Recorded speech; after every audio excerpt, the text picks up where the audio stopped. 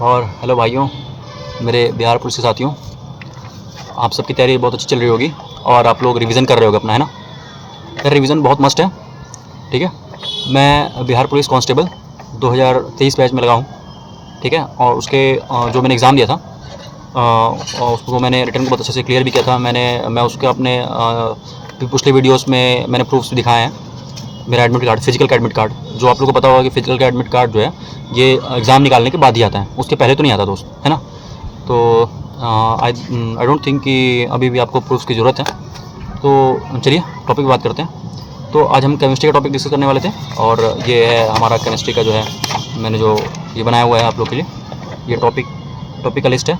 इसमें main 4 topics हैं, उनके अंदर सब टॉपिक्स होंगे, ठीक है।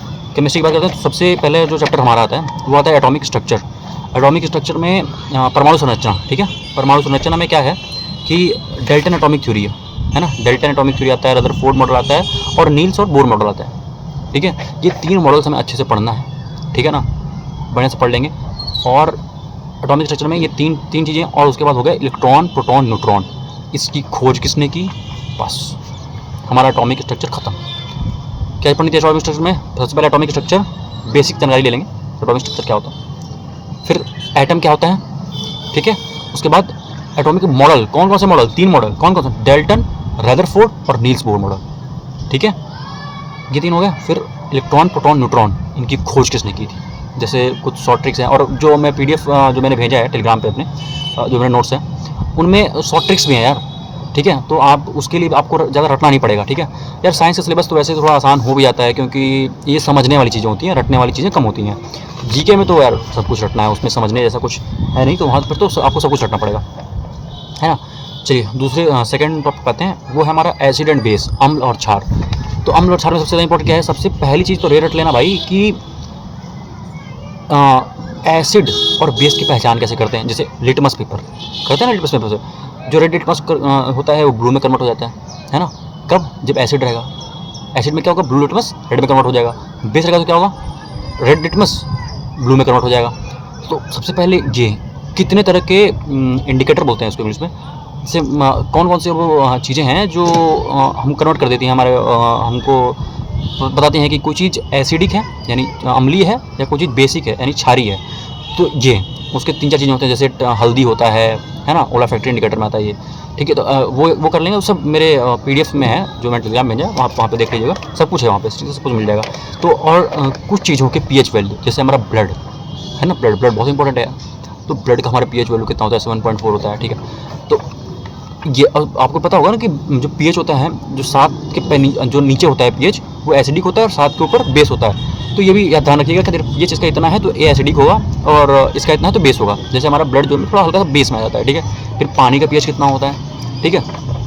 फिर हाइड्रोक्लोरिक एसिड और H2SO4, इसका pH कितना होता है, इसका 1 ही pH होता है, ठीक है। फिर हमारा बेस आ जाएगा। तो ये अम्ल क्षार में बस इतना ही चीज़ें करनी है आपको, ठीक है।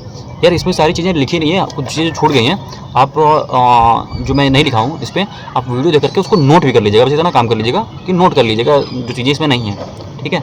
अब नेक्स्ट टॉपिक पे आते हैं हमारे, वो कार्बन का नामीकरण है, कार्बन का नामकरण, ठीक है। जैसे हमारा कार्बन है तो उसमें फॉर्मूले भी होते हैं ना, जैसे ब्लीचिंग पाउडर हो गया, उसी कार्बन में आता है, कार्बन चैप्टर में आता है हमारे। जैसे ब्लीचिंग पाउडर हो गया, वॉशिंग पाउडर हो गया, है ना, वॉशिंग सोडा हो गया, फिर आपका प्लास्टर ऑफ पेरिस हो गया। तो इन सबों के फार्मूला होते हैं ना, तो इन फार्मूलाओं को पढ़ना है। तो कार्बन के स्वरूप होते हैं बेसिकली, ठीक है ना।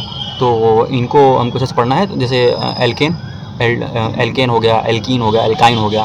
बॉन्ड पे होता है ना, फर्स्ट 1 बॉन्ड रहेगा, 2 बॉन्ड रहेगा, 3 बॉन्ड रहेगा, तो एल्कीन, एल्काइन, एल्केन ऐसे करके होता है, ठीक है। और जैसे एल्डिहाइड हो गया, कीटोन हो गया, तो इन सबों का नाम होता है। तो ये सब किस फार्मूले से बनते हैं, तो क्वेश्चन जैसे एग्जाम में क्या पेपर में लिख के आ जाएगा ऐसा कि सिंबल बना देगा आपको कि ये कार्बन ऐसे बॉन्ड करके बोलेगा कि क्या है, एल्डिहाइड है, कीटोन है, एल्कोहल है, या फिर एल्कीन है, क्या है। तो ये कर लीजिएगा आप, ठीक है ना। ये कार्बन वाले में, ठीक है ना, कार्बन का नामकरण में किसका क्या नाम है, ये करना बहुत ज़रूरी है, ठीक है। ये अभी आपको मेरे उसमें PDF में मिल जाएगा, ठीक है। फिर उसके बाद आते हैं पीरियोडिक टेबल। अब देखो ये लास्ट टॉपिक है हमारा पीरियोडिक टेबल, इसके बाद हमारा केमिस्ट्री का पूरा खत्म हो जाएगा, ठीक है भाई। तो पीरियोडिक टेबल में आता है Dobereiner periodic table, Mendeleev periodic table और मॉडर्न पीरियोडिक टेबल, है ना। ये 3 चीज़ें हैं हमारा पीरियोडिक टेबल में, और इतने में खत्म होता है। डॉवर्नियर, मेंडलीव और ये मॉडर्न पीरियोडिक टेबल, और इतना कर लेना। और इसके बाद एटलीस्ट कम से कम 20 तक एटम्स के नाम याद कर लेना। कितने तक? 20 तक।